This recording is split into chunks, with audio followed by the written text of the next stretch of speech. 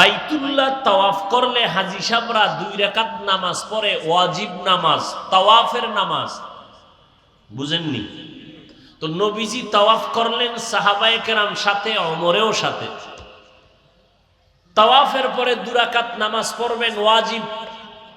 কোথায় পড়বেন খেয়াল করতেছেন? কেউ বললেন বাইতুল্লাহর দরওয়াজা বরাবর পড়ি, এক একজনে এক এক মত পেশ করলেন। আর কেউ বললেন জমজমের কাছে পড়ি, আবার কেউ বললেন হজরে আসওয়াদ পাথরের বরাবর পড়ি। ওমরে ফারুক বললেন, ইয়া রাসূলুল্লাহ, যেই পাথরের উপরে দাঁড়াইয়া ইব্রাহিম নবী বাইতুল্লাহ নির্মাণ করেছেন, মাকামে ইব্রাহিম, ওই পাথর বরাবর পড়ি। কয়েকটা মতামত আসছে না? জিবরাইল আইসা হাজির হয়ে নবীকে আয়াত দিয়ে কয়, ইয়া রাসূলুল্লাহ, ওমর যেই মত দিছেন আল্লাহ মেনেছেন, আপনাকেও মানতে বলেছেন। সেই দিন থেকে হাজিরা তাওয়াফ করার পরে 2 রাকাত ওয়াজিব নামাজ পড়ে মাকামে ইব্রাহিমকে সামনে রেখে। এবার আমাকে একটা যুক্তি দেন, আল্লাহর নবী যেই ওমরের আশেক, আর যেই আল্লাহ ওমরের মতে একমত হইয়া আয়াত নাজিল করছেন, সেই ওমর হাজার হাজার হাজার হাজার হাজার হাজার সাহাবাদেরকে এক জায়গায় বসাইয়া মিটিং করিয়া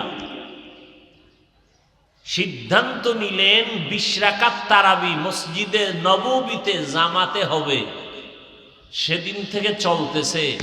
আল্লাহ যদি কিয়ামতে কয় আমি ওমরের আশেক, আমার বন্ধু আশেক, আমি আয়াত দিছি ওমরের মতে একমত হইয়া, অতএব ওমরে ফারুক হাজারো সাহাবাদেরকে নিয়ে যে একমত হইয়া 20 রাকাত তারাবি চালু করছেন, আমি আল্লাহ ওই ওমরের কথাটায় খুশি। 8 রাকাত লাগো, তখন উপায় কি? বুঝেন? বুঝেন তো? 8 রাকাতের আল্লাহ বলবে, আল্লাহ আমি উপায় কি? জাহান্নামে যাবো কেনা? জাহান্নামে যাবা না, তবে জান্নাতে ঢুকতে একটু দেরি, ওয়েটিং রুমে দীর্ঘ টাইম বসে থাকো, 20 রাকাত ওয়ালাদের আগে ঢুকাই দিই। কথা বুঝেননি? আমাদের উলামায়ে আহলে হক, মুফতিয়ানে কেরাম, যারা উল্লেখযোগ্য, মুফতি মিজানুর রহমান সাইদ দামাত বারাকাতুহুম, মুফতি দিলাওয়ার হোসেন দামাত বারাকাতুহুম, আমাদের উল্লেখযোগ্য মুফতিয়ানে কেরামের এক ফতোয়া, 8 রাকাত বলতে কোনো তারাবি নাই।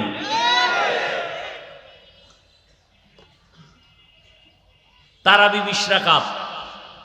করোনার কারণে তারাবি কম হয়েছে মসজিদে নববী, মক্কা মদিনায়। তাও কয় রাকাত পরে জানেন?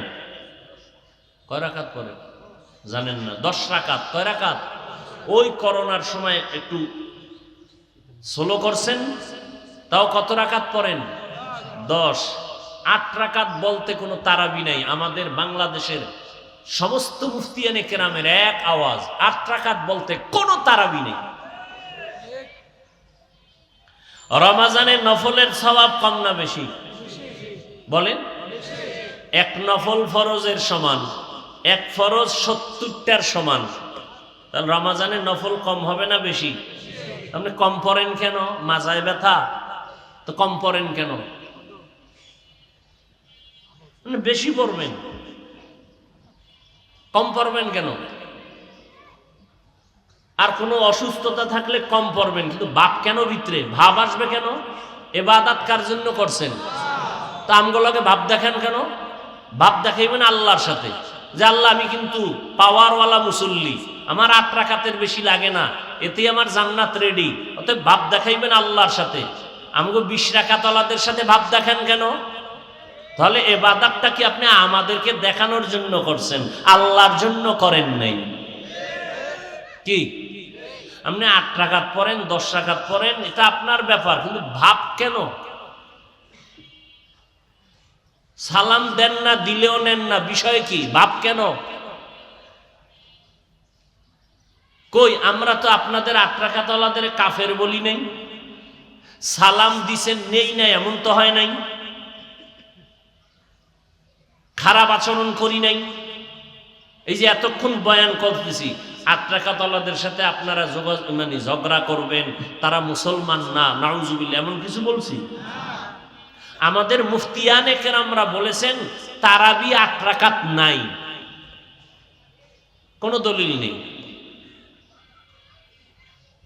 20 রাকাত তারাবি হাদিস দ্বারা প্রমাণিত। আপনি অসুস্থতার কারণে কম পড়বেন, সেটা আলাদা কথা। এরপরে ইবাদত করবো আল্লাহর জন্য। আমরা নিজে, এই আমি নাবির নিচে হাত বাঁধি, কেউ বুকে বাঁধে না? বাঁধে না? আমাকে ঝগড়া আছে তো ভাব কেন ভেতরে? ভাব কেন? ইবাদত করছেন আল্লাহর জন্য, বান্দার সাথে ভাব দেখান কেন? তাহলে বলেন আমরা জাহান্নামী? আমরা নাবির নিচে হাত বাঁধার কারণে জাহান্নামী? কথা বলেন না কেন? তো ভাব দেখায় কেন তারা? কি আশ্চর্য বিষয়! কই বুকে হাত বাঁধনেওয়ালাদের সাথে তো আমরা ভাব দেখাই না। ইবাদত আল্লাহর জন্য, মানুষের সাথে এটা নিয়ে দ্বন্দ্ব হবে কেন, তর্ক হবে কেন? আমার কবরে আমি যাব, আপনার কবরে আপনি যাবেন,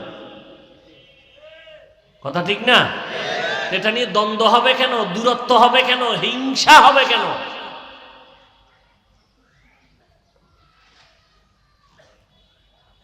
এজন্যই তো মাযহাব। আল্লাহ হেদায়েত দান করুন।